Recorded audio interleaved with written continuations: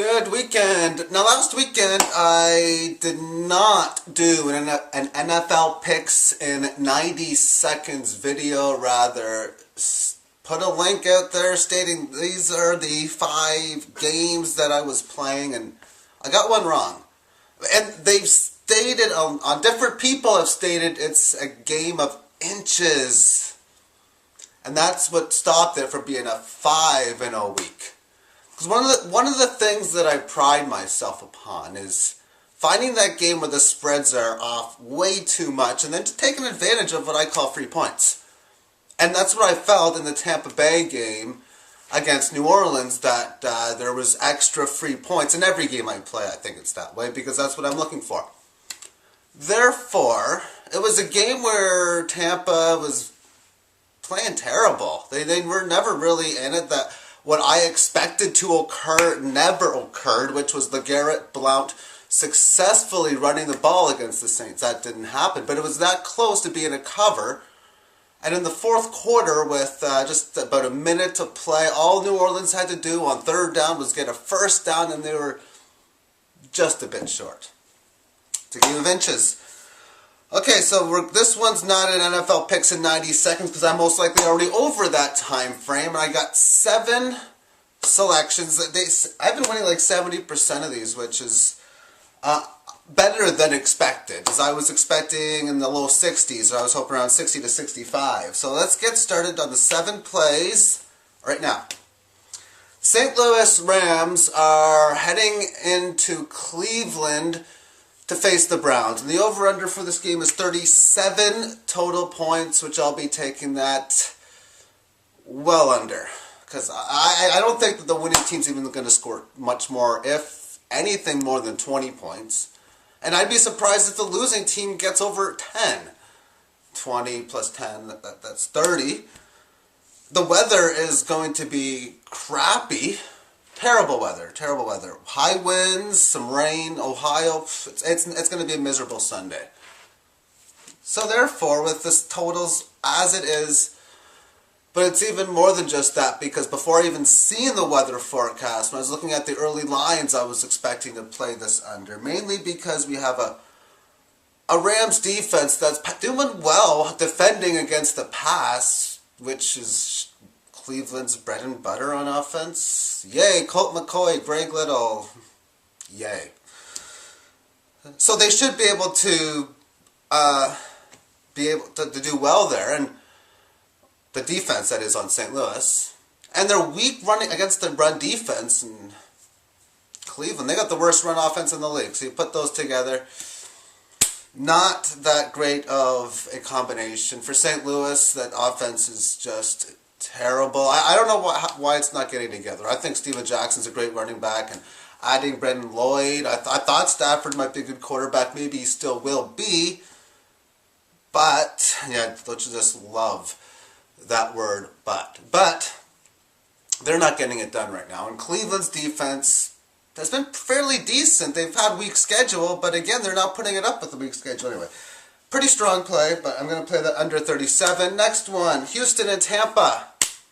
I'm going to go again with Tampa for another week. I still believe Tampa's at least a playoff contender, wildcard type team.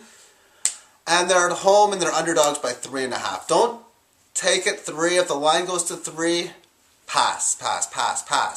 But at 3.5, they are in a situation, the Tampa Bay Buccaneers that is, of playing some close games against relatively good opponents. Houston's schedule strength that they've played against, quite frankly, has not been impressive. And with the spread at 3.5 and them being at home, Josh Freeman should be able to play a pretty good game. Next one is Denver and the Kansas City Chiefs.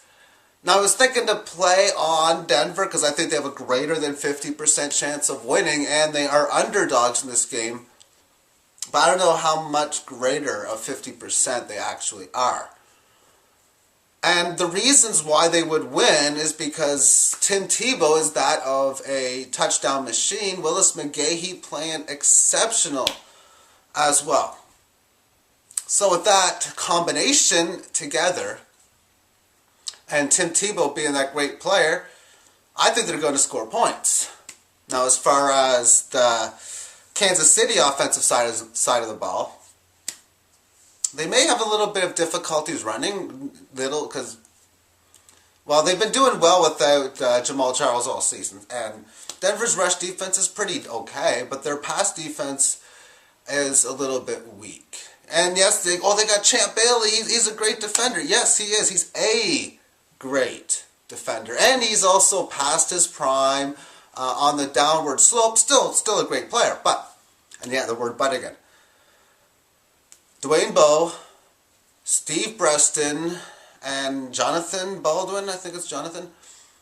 Those are the three wide receivers they have. So they have three different guys they can spread the ball with on Matt Castle. And generally speaking, in fantasy football, you want to play quarterbacks and receivers against Denver.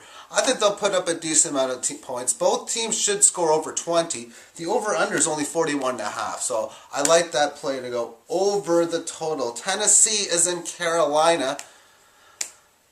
And when I first saw the line, I thought trap game. I thought this was a trap. Maybe I should play Carolina here, because why is Carolina favored by 3.5? And yet, I'm looking at the consensus, pretty much 50-50, so that's not a trap at 50-50. I don't understand why people are oh so big on this Carolina Panthers team. They've won, 2 games this year? Okay, Cam Newton, he's the top 2-3 fantasy quarterback and overall top 5-6 quarterback in the league in his rookie year. Okay, that's amazing. Steve Smith maybe playing his best ball that he's ever played, and he's had some good seasons, and that says a lot.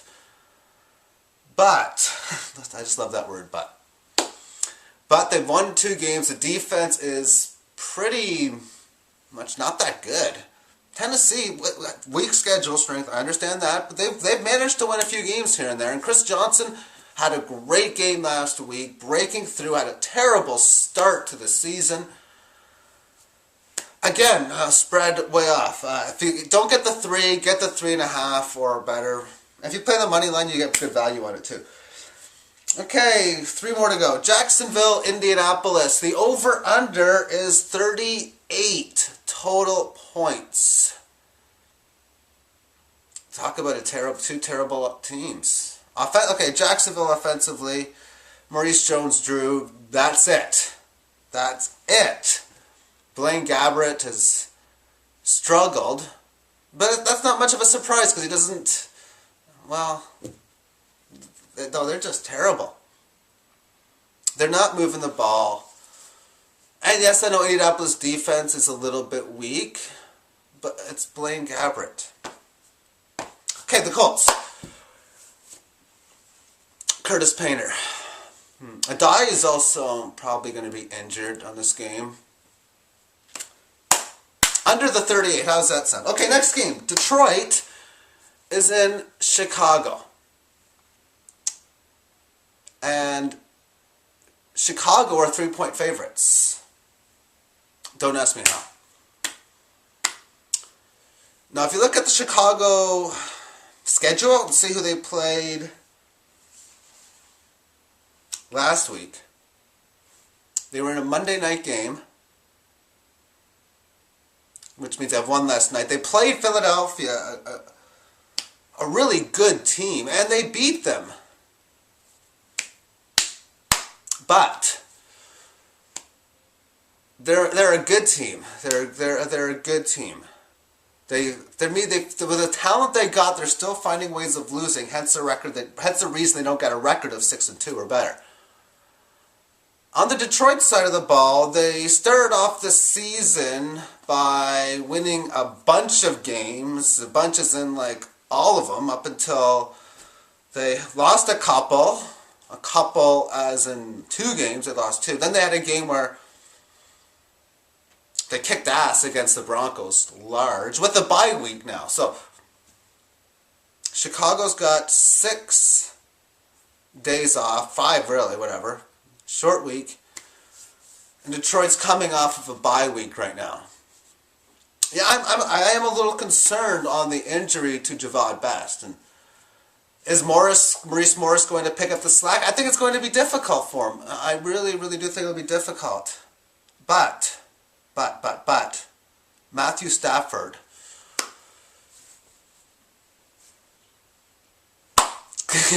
He's amazing. He's really that damn good.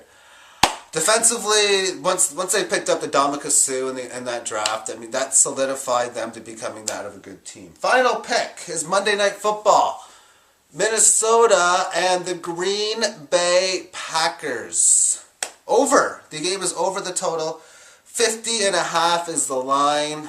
That's like a little too low. Why don't we have 55 or 56 as this over-under? Okay, let's put the numbers together here.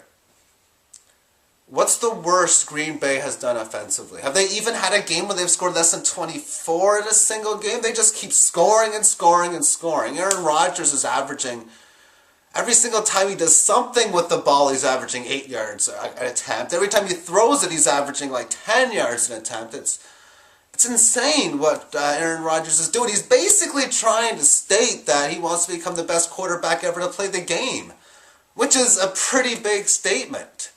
He's got a long ways to go, but as of now, he's doing well. He's looking to break all these records, and it's been, with the league these days, quarterbacks are just kicking butt. But he's doing really, really good. Now for Minnesota, what a good move putting Christian Ponder in the lineup. He's actually given that offense a spark lately. They've been playing pretty decent. And Adrian Peterson. Green Bay struggled this year against the run, and they're facing Adrian Peterson. Just putting things together. I got some other stats here too. This season, Green Bay has averaged 416 yards a game, and they've averaged 400 yards allowed. That's about 17 when you do the decimal points. But 17 yards a game, Green Bay is getting more on their offense, which is barely beating them. And they're 8-0. And winning decisively most of the time at that. Okay, so they're scoring points, but they're also allowing them too. And they've allowed 439.7 yards their last 3 games on average. 439 yards a game defensively. Yeah. Minnesota has allowed 401 yards the last 3 games defensively.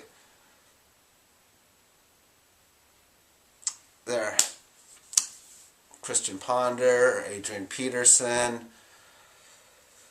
Packers defense hasn't played well. Packers are scoring 35, 38 points a game. Yeah, over 50.5 points. Thank you for watching, and have yourself a great weekend. Bye.